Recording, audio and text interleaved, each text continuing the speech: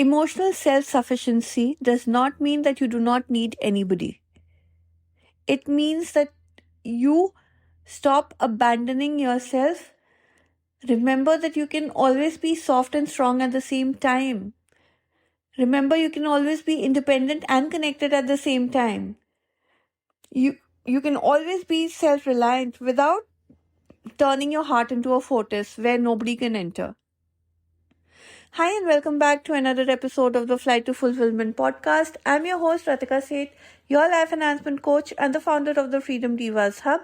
And today's topic is one that so many sensitive, self-aware women actually struggle with. Becoming emotionally self-sufficient without becoming cold.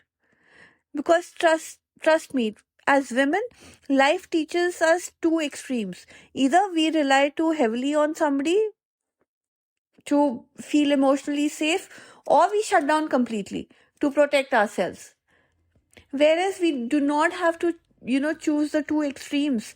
Emotional self-sufficiency is not about isolating ourselves, it's about integrating ourselves. We can be within the circle at the same time with boundaries.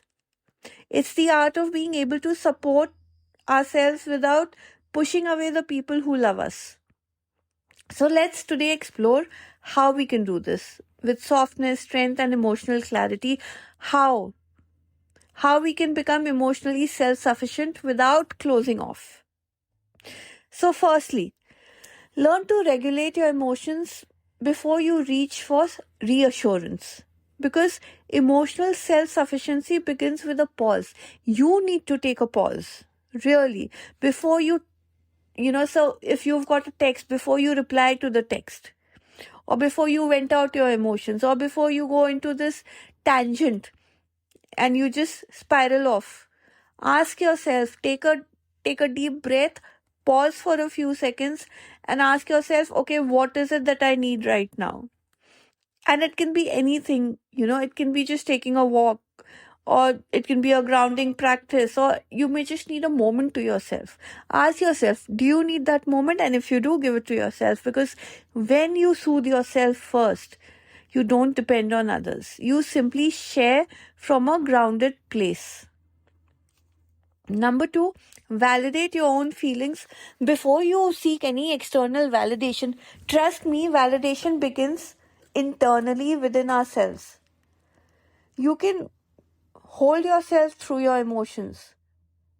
So be your best friend. And what I mean by that is ask yourself questions and talk to yourself and then reassure yourself, okay, I understand why I'm feeling this way and I know that my emotions are valid. When you stop arguing with your feelings, you stop outsourcing emotional safety.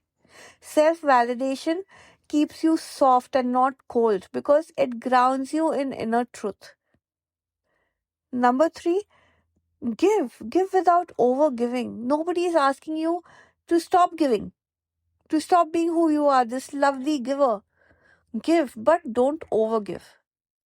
And similarly, when you receive without over-depending. So the key here is balance.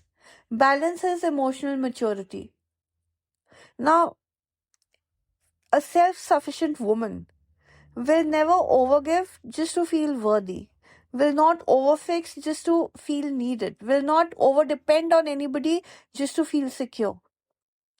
So, create boundaries for yourself. A self-sufficient woman will always create boundaries and receive without guilt. Trust me, when you create boundaries, you're not only making yourself emotionally self-sufficient, you're not only giving yourself the respect and care that you deserve, you're also strengthening your relationships. Because, having boundaries will always keep relationships equal, intimate, and nourishing.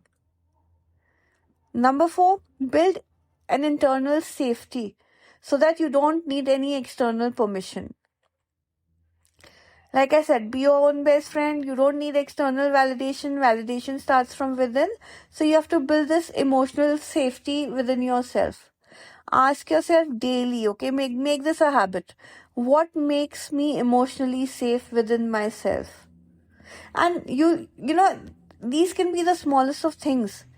It can be, your daily routines that may make you feel emotionally safe. It could be breath work, it could be journaling, it could be talking to somebody, making meaningful connections.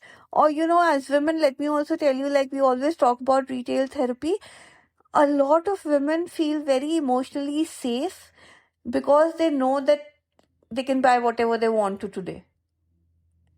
So ask yourself, what is it that makes you emotionally safe?